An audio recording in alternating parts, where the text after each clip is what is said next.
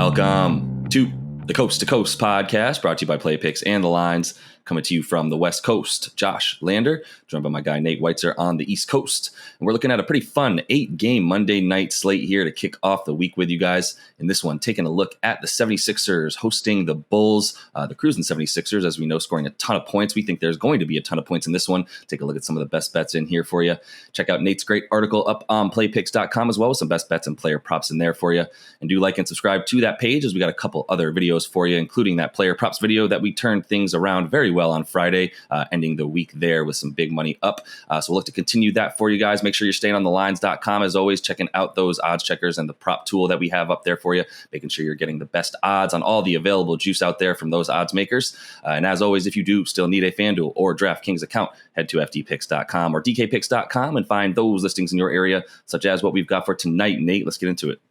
Yeah, it leads off with the Bulls at the Sixers. Bulls still trying to prove they can beat any top teams right now. They've lost 6 of their last 7 against teams with winning records, and 4 overall. They're plus 7.5 in Philly.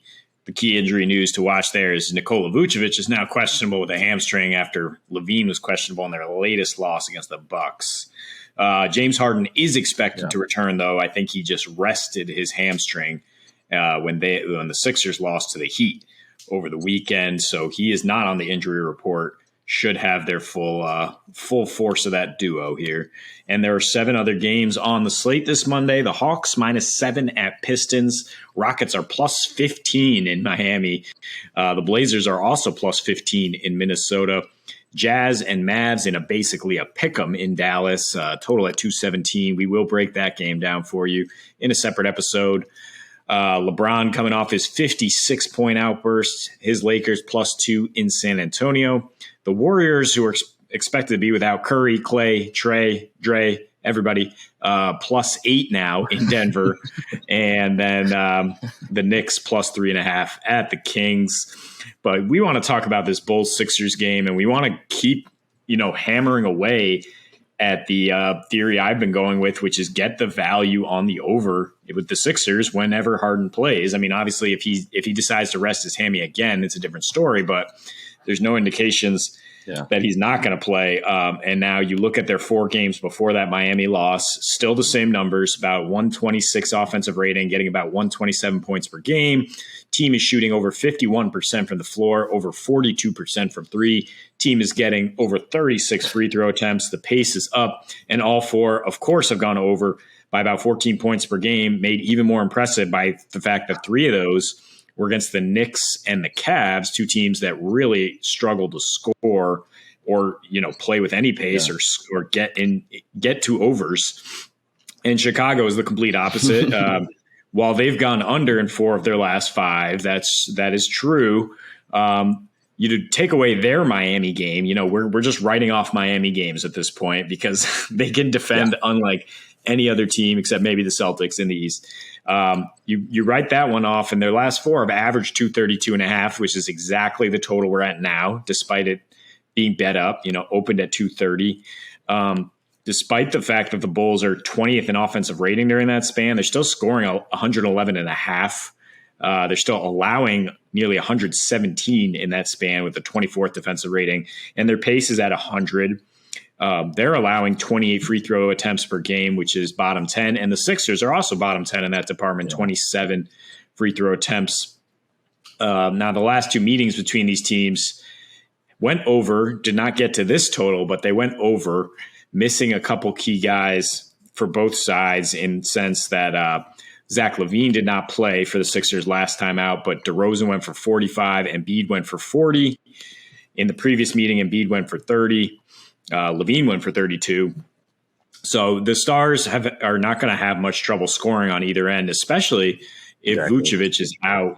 You think Embiid will really have his way here. But if Vucevic is in, I actually like the Sixers offense even more because, he's already a bad pick and roll defender. You look at 2 games ago, he posted a 140 defensive rating while Trae Young went off for 43 points, right? James Harden can hunt him in pick and rolls the exact same way. And if he's got a bad wheel, if he's got a hamstring issue, it's going to be even worse. The Bulls offense, you look at it without Vooch, it has plummeted, but that's kind of a skewed sample because it came back in November when most of their team was out with COVID. So I think they can still score with just LaVine and DeRozan being the centerpieces here. I think the Sixers offense, I think we both feel, is kind of the Sixers defense, is kind of overrated right now based on who they've played with Harden in the lineup, and Harden and Maxey are not necessarily your defensive backcourt that you want to match up with these two guys, LaVine and DeRozan. So definitely like points in this game. I think both teams are able to exploit what the other allows in terms of free throws and mid-range, and both are excellent at guarding the 3-point line, but neither shoot threes. So I think we should see a high scoring game. I don't really expect Philly to cover. I think they certainly could, but my preference, which is what I've been saying every game that Harden has played for the Sixers, is parlay that money line with the over, get you some juice. It's plus 150 for this one. If you, that's just what I would go with. If you feel very confident because Chicago can't beat playoff teams right now, you could take the 7 points with that juice. But I think, MVP DeRozan and LaVine will find a way to keep them close enough down the stretch. Yeah, that seems right. I don't think it's lost on me, by the way, that you're wearing your C's t-shirt the day after Jason Tatum scores 54 on the Nets, outscoring Kevin Durant and Kyrie Irving there, and winning that game, and then mentioning them as one of, if not the best defense in the league there. Slipped it in. Just want to make sure everyone caught that for you, which is true. But looking at the Bulls and Sixers more specifically, I agree. I agree that there's points to be scored. I start looking at things like Joel Embiid, what he's done against the Bulls. We've been talking about this in the 3 games. Every time we've talked about these two teams matching up against each other, we talk about Joel Embiid dominating the crap out of them. It's been the case for a few years that the Bulls can't stop anybody in the paint. Getting Vooch was a great pickup for them a couple in the middle of the season ago, but not defensively, right? That's not what they need down low. They haven't had a stopper like that in a long time, and they still don't, which is why Embiid, and this season in 3 games is averaging about 30 points, 11.5 boards, and 4 assists. Dating all the way back to last season, that's pretty much the same. You can actually throw another board on there for him, 30 and 12.5 in his last 5 versus Chicago. This is one of those matchups that he just loves, right? They give up a ton of points in the paint. Over their last 7, they're actually the 3rd worst team in guarding the paint. Vooch being in doesn't really help that. To your point, if anything, it increases the likelihood that there's more points scored on both ends of the floor with Vooch in the game. So I think his matchup actually is really crucial for them on offense, being able to bring Embiid away from the basket a bit if he's able to step out there and stand a little bit further away from the basket, playing with with that ability to stroke from 3, actually putting up about 4 3 attempts over his last 5 or so. So is Vooch. So I mean, you really like that in there for Chicago to be able to hang with them. Him not being there would be huge. It would definitely hurt that total, but I still think that's the best bet. I feel really great about a money line parlay there for the 76ers, taking the over with them to win this game. They've won their last 10 games against the Bulls, as we mentioned, which is really hugely due to the fact that they cannot stop Embiid, can Chicago, as we mentioned. And then you look at the free throw attempt rate as well. That's another thing that we love to look at right now with the bonus brothers in Harden and Embiid, strictly due to the fact that they're already both 2 of the best guys at getting to the free throw line. This team has been the 2nd best at generating free throws all season. I expect them to actually become the best before long. And then, like we were talking about in terms of Philly's defense being overrated. I mean, all we needed to know was the Cavs came out and dropped 70 points in the first half against them last game. We all still thought it was this game isn't over by any means, because Philly can just come back and score as many points as they need to whenever they need to. They've been incredible on offense. They've been otherworldly on offense in the second half and even in the fourth quarter of games, as we've seen them come back twice now, being down double digits in 2 different games, including against the Knicks and the Cavs, and coming back to win both of those games and scoring 125 plus points in both of those games. So I think this is exactly what we want to see in this one. I think we're still getting a ton of value because of the fact that Philly's defense isn't ranked that poorly just yet. And I think it will be once they start playing teams that are not the Cavs and the Knicks and even the Heat, who, despite how good they've been everywhere on the floor, they love to play that slow game and make you exert their will over teams like the 76ers when they come into town. So I do think that at these struggles against the Bulls, I mean, when we were talking about the Bulls at the All-Star break and what we were expecting from them, are they going to be able to hold on to their lead in the division over Milwaukee? And, the answer is really no. I mean, they were still a plus 170 to win the division at the All-Star break, despite being up 2.5 games on the Bucks, because of the fact that no one really expected them to continue it, because they had the second hardest strength of schedule in the league for this second half of the season. And we've seen that play out to the points that you've been making about them unable to defeat teams who are above 500 right now.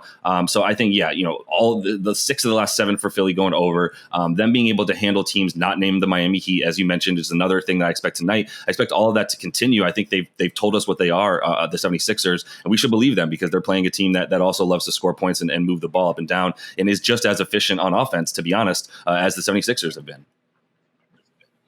Yeah, and a way to look at the 76ers defense being overrated is take a larger sample size before, when they were playing good teams before the All-Star break. They've gone over in 8 of their last 11, and they have a 112 defensive rating in that span.